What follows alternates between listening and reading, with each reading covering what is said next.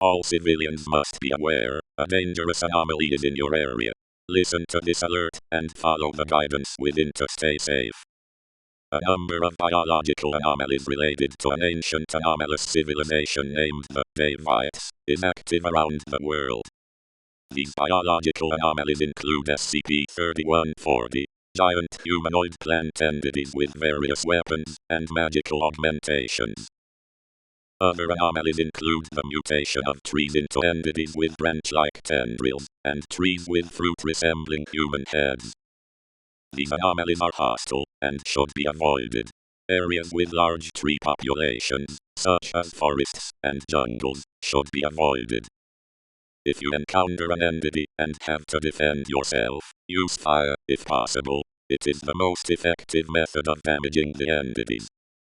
The SCP Foundation is an international security and research organization dedicated to containing anomalies such as these.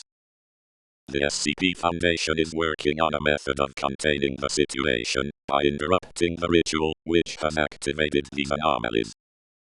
Please stay inside a secure area and away from the anomalies until the situation has been resolved. Thank you for your attention and cooperation. Secure. Contain. Protect.